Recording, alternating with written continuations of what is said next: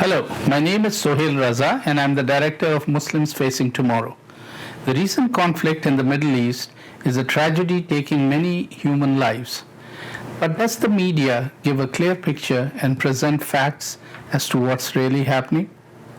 I'm no political pundit, but there are various aspects to this very complicated yet simple issue.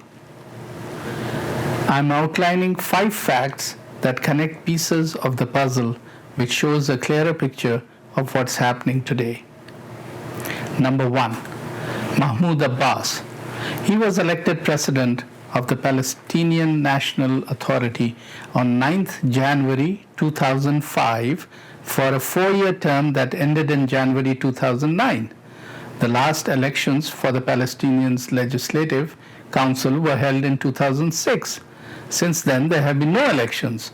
Abbas had called elections for May this year, but he postponed them on the excuse that the people of Jerusalem cannot vote. The elections won't take place. Meanwhile, the Palestinians, under influence of Hamas, had drawn up an alternate list of younger contestants, which makes Abbas nervous about losing and frustrates the Palestinian youth as to nothing is happening. Number 2, the Sheikh Jarrah, a township north of Jerusalem. This dispute, which has been used as an excuse to inflame tensions in Jerusalem, is not new. It has existed since the British were in this area and is not something that can be resolved on the streets, but is a land dispute that has to be resolved in court. Number 3, the Dome of the Rock or Al-Aqsa. Here is where my personal observation and experience come in. Over a decade, I have been to Israel over a dozen times. I've performed my Friday prayers and congregation at the Al-Aqsa Mosque in Jerusalem. What I've observed on all occasions is a fiery lecture from the pulpit where Israel is demonized and emotions whipped up. The prayer ends with Palestinian youth shouting slogans against Israel and creating mob hysteria. So it's no wonder that during the holiest month of the Muslim calendar, the Palestinian Authority used this opportunity to incite Palestinian youth into committing violence, just to deflect the cancellation of the elections. Obviously, the results, as we've seen, are not pleasant. Number 4, Hamas is taking full advantage of the tense situation under guidance and directions from Iran, with Hamas leaders pushing Palestinians to fight full force.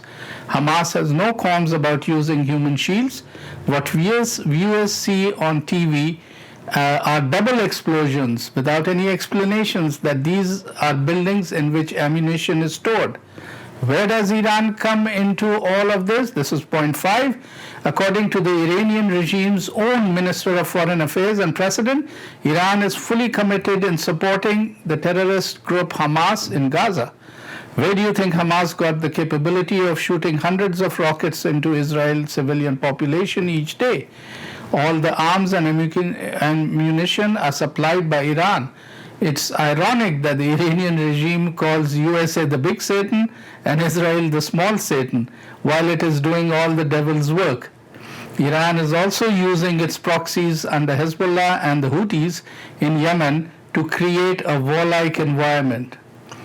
Israel is now reacting justly in finishing off Hamas's terroristic and militant capabilities, while Hamas tries to overwhelm the Iron Dome with low-flying missiles supplied by Iran. So although there is pressure from the world leaders, this war is not going to end anytime soon. This is Sohail Raza for Rebel TV. Please do not forget to like and share at www.rebelnews.com. Thank you.